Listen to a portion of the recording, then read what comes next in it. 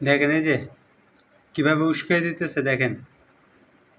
এটা রয়ের চাল, ঠিক আছে? এই যে আপনার মূর্তি ভাঙছেন শেখ মুজিবের, এই যে বরকট বাংলাদেশ, জয় শ্রীরাম, দুই এক গাদা আইসা এবার বাংলাদেশের যারা আছে তারা আবার বলতেছে ব- যে মিথ্যাচার। দেখছেন, হিন্দু রাষ্ট্র চায় বরকট বাংলাদেশ, আর কি হিন্দু। এখানে লেখছে সেফ, এখানে এই দেখেন সেফ বাংলাদেশি হিন্দুস, ঠিক আছে? এরকমের আর কি তাদেরকে উস্কাই দিতেছে, হিন্দুদের উস্কাই দেওয়ার পরে তারপর তারা যাতে আমাদের উপরে একটা হস্তক্ষেপ করতে পারে, তাদের সেনাবাহিনী দিয়ে যাতে আমাদের উপরে একটা চাপ সৃষ্টি করতে পারে, তাদের সেনাবাহিনী যাতে আমাদের দেশের ভিতরে প্রবেশ করতে পারে, এটা একটা ক্লু তারা আর কি তৈরি করতেছে, ঠিক আছে? এই যে আপনারা তো আর কি বুঝেন না বুঝে আর কি দৌড় মারেন একটা জায়গা, ঠিক আছে? আর আমি বুঝি না যে এগুলো নিয়ে কেন এখনো কথা বলতেছে না।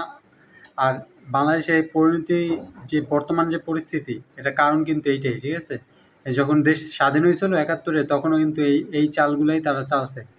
তারা হিন্দুদের আর মুসলিমদের ভিতরে একটা গ্যাঞ্জাম পাকায়া তারপর এটা আর কি সেখানে আর কি বলতো যে হিন্দুদের উপরে মুসলিমরা এরকমের মারধর করছে বা নির্যাতন করছে, উৎঘাত করছে বা ঘর বাড়িতে আগুন দিচ্ছে।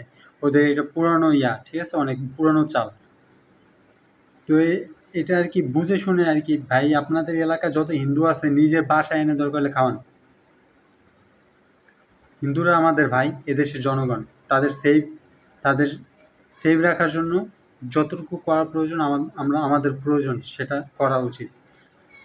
আমার দেখা মতো এখনো পর্যন্ত কোনো বাঙালি হিন্দুদের উপরে অমানবিক অত্যাচার চালায় নাই বা চালায়ও না, ঠিক আছে? এটা কিন্তু এরা আর কি তুলে ধরতেছে। ওই দেখেন, এই যে দেখছেন, এগুলো দেখায় আর কি আপনার দেখেন এই যে কি বলতেছে। ভাই এগুলো বোঝার জন্য আর কি আপনাকে ভাবতে হবে। আপনার সামনে একজন একটা বাড়িতে ইটা মারলো, আপনি উঠে একটা ইটা মারলেন। একটা পুলিশের গালি দিল, আপনি উঠে গালি দিলেন, আপনি খেপে গেলেন। এরকম করা যাবে না। মানুষ হিসেবে একটা বিবেক বুদ্ধি যেটুকু আছে কাজে লাগান, মানুষ হন। আওয়ামী লীগের গুন্ডা বাহিনী হয়ে না, ঠিক আছে? তাহলে ওদের ভিতরে আপনার ভিতরে কোনো পার্থক্য নাই। এতগুলো মানুষ যে জীবন দিল, তাহলে কিন্তু এইগুলো সবই বৃথা যাবে, কোনো কাজে আসবে না, ঠিক আছে? দেশ স্বাধীন করছেন, ঠিক আছে, অনেক ত্যাগ করছেন, কিন্তু সেটা রক্ষা করার দায়িত্ব কিন্তু আপনাদের, আর সেটা রক্ষা করা কিন্তু আরও কঠিন।